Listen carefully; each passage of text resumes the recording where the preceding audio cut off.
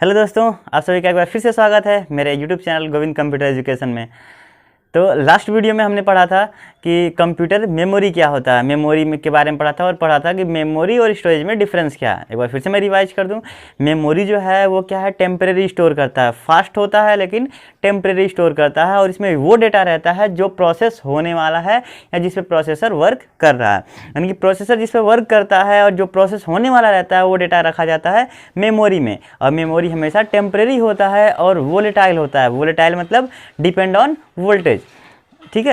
यानी कि लाइट रहने के साथ मेमोरी में, यानी कि मेमोरी अगर करंट है तो मेमोरी में डेटा है, करंट नहीं है तो मेमोरी में डेटा नहीं रहेगा। स्टोरेज जो है इससे उल्टा रहता है, स्टोरेज नॉन वोलेटाइल होता है, वोल्टेज इंडिपेंडेंट मतलब वोल्टेज रहे या ना रहे उसमें डेटा रहेगा। और ये क्या होता है, परमानेंट होता है, स्टोरेज परमानेंट होता है, ठीक है। तो आज हम लोग पढ़ने वाले हैं स्टोरेज यूनिट के बारे में। तो चलिए आइए शुरू करते हैं स्टोरेज यूनिट।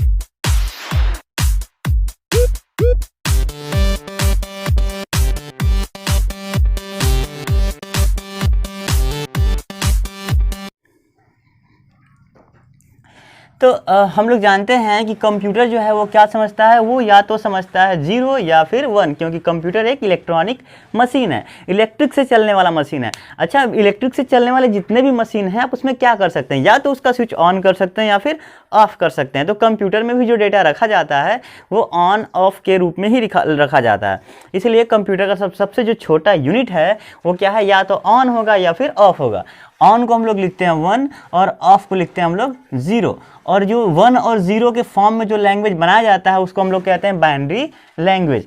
कंप्यूटर किस लैंग्वेज को समझता है, बाइनरी लैंग्वेज। तो ये याद रखेंगे कि कंप्यूटर का जो लैंग्वेज है वो क्या है, बाइनरी लैंग्वेज है।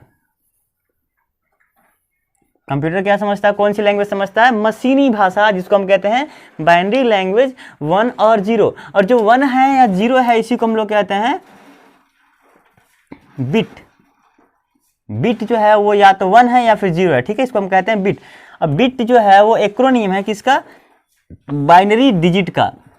हम लोग कह सकते हैं बाइनरी डिजिट, इसी को हम लोग शॉर्ट में क्या कहते हैं, बिट कहते हैं, ठीक है। तो 1 बिट जो है वो या तो 0 होगा या फिर 1 होगा, तो ये क्या कहलाएगा, 1 बिट कहलाएगा। इसको आप लोग याद रखेंगे, स्मॉलेस्ट यूनिट, ठीक है, कंप्यूटर यूनिट, ठीक है। स्मॉलेस्ट स्टोरेज यूनिट जो होता है वो होता है बिट। बिट क्या है, स्मॉलेस्ट कंप्यूटर स्टोरेज यूनिट है, या तो 0 या फिर 1, ये क्या कहलाता है, बिट कहलाता है। अगर हम ऐसे 4 बिट को कलेक्ट करें, ऐसे 4 बिट का ग्रुप बनाएं, तो 4 बिट्स जो होता है ना, बिट को हम लोग स्मॉल बी से दिखाएंगे, ठीक है। 4 बिट जो है वो होंगे 1 निब्बल के बराबर। निब्बल यानी कि इसको हम लोग दिखाएंगे कैपिटल N से, ठीक है। अब यहाँ पे 2 निब्बल, 2 निब्बल यानी कि कितना होगा, जैसे 4 बिट इक्वल टू 1 निब्बल है तो 2 निब्बल मतलब, या फिर हम इसको कहते हैं 8 बिट। 2 निब्बल और 8 बिट इक्वल टू होता है 1 बाइट। बाइट को हम लोग दिखाते हैं कैपिटल B से, ठीक है। ये क्या होगा, रिप्रेजेंटेशन ऑफ बाइट होगा कैपिटल B से, यानी कि 8 बिट इक्वल टू होता है 1 बाइट। अब एक चीज़ और याद रखिएगा, हम जब एक इसमें और एक लैंग्वेज होता है कोडिंग, जिसको कहते हैं आस्की कोड, ठीक है, ये आप लोग याद रखिएगा, आस्की, ठीक है। American standard code for information interchange, American standard code for information interchange, ये जो आस्की कोड है इसी पे जितने भी हमारे कंप्यूटर लैपटॉप चलते हैं ना, इसी आस्की कोडिंग पे ही चलते हैं, ठीक है। तो ये 7 बिट का होता है, जनरली 8 बिट का होता है, लेकिन जो 8वां बिट होता है वो चेक करने के लिए, एरर चेक करने के लिए होता है वहाँ पे। तो यहाँ पे क्या है, ये 8 बिट जो है वो क्या दिखाता है, एक कैरेक्टर को दिखाता है। 8 बिट जो है वो क्या दिखाता है, 1 कैरेक्टर को दिखाता है, ठीक है। यानी कि एक कैरेक्टर की लेंथ क्या होगी, 8 बिट होगी, 01 01 01 करके ऐसे 8 बिट जो होंगे वो एक कैरेक्टर को डिफाइन करेंगे। तो ये याद रखेंगे, 1 बाइट जो है वो क्या है, 8 बिट के बराबर है। यानी कि एक कैरेक्टर, जैसे कि ABCD या 1 2 3 या कोई भी सिंबल है, कोई भी लेटर है, वो 1 बाइट जो है उसको रिप्रेजेंट कर सकता है, किसमें, आस्की कोडिंग में। आस्की कोडिंग का मतलब American standard code for information interchange, ठीक है। तो यहाँ पे क्या हो गया, 8 बिट इक्वल टू हो गया 1 बाइट। अब यहाँ पे जब हम लोग आगे देखेंगे तो ये हो जाएगा 1024 बाइट, ठीक है, इक्वल टू और होगा 1 किलो बाइट। तो कहते हैं के B, 1024 K B equal to 1 M B megabyte.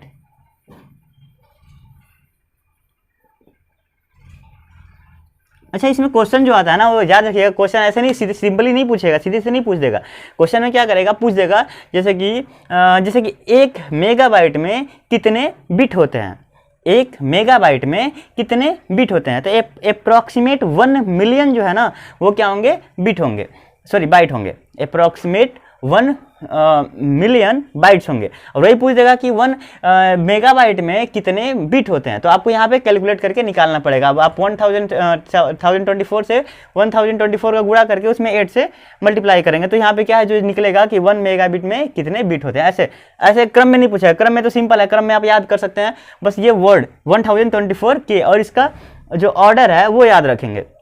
Order में क्या हो जाएगा, बिट हो जाएगा, निब्बल हो जाएगा, बाइट हो जाएगा, किलो बाइट हो जाएगा, मेगा बाइट हो जाएगा, ऐसे करके ऑर्डर याद रखेंगे, ठीक है। 1024 एम बी इक्वल टू होता है 1 गीगाबाइट, इसको कहते हैं जी बी, 1 जी बी, ठीक है। 1024 जी बी इक्वल टू होगा 1 टेराबाइट टी बी। इस समय लैपटॉप कंप्यूटर में ये आ रहा है ना 1 टेराबाइट का, ठीक है। तो उसके बाद 1024 टी बी इक्वल टू होगा 1 पेटाबाइट, क्या, पी बी, ठीक है। अब इसके बाद क्या हो जाएगा 1024 पी बी इक्वल टू हो जाएगा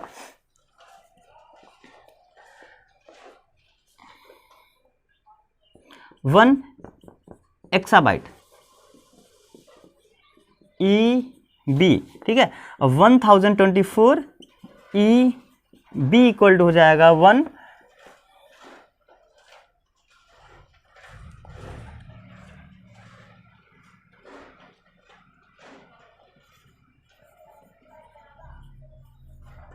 जेटाबाइट जेड बी, ठीक है।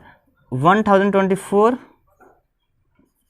जेड बी इक्वल टू होगा 1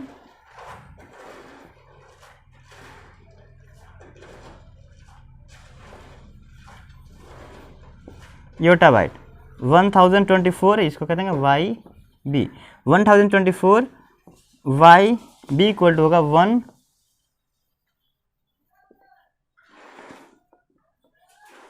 brontobyte B B. 1024 B B equal to होगा 1 जियोबाइट, ठीक है। तो इसमें क्या हो जाएगा, जो सबसे बड़ा आपका स्टोरेज है ना वो क्या है, जियोबाइट है। तो कंप्यूटर का जो लार्जेस्ट स्टोरेज यूनिट होता है वो क्या होता है, जियोबाइट। याद रखेंगे, द लार्जेस्ट कह सकते हैं स्टोरेज यूनिट ऑफ कंप्यूटर क्या है, जियोबाइट है।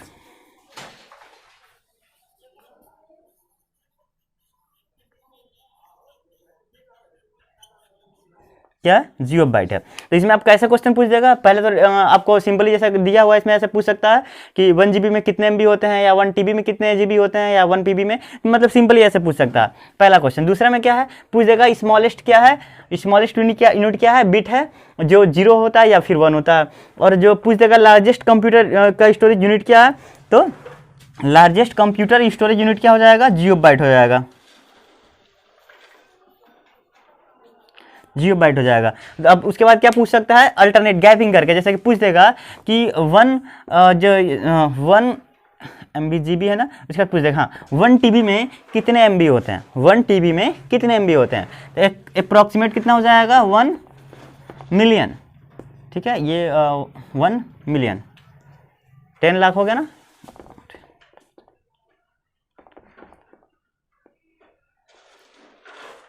ठीक है। ये क्या हो जाएगा, 1 मिलियन। ऐसे लिख सकते हैं कि 1 TB में ये हो जाएगा 1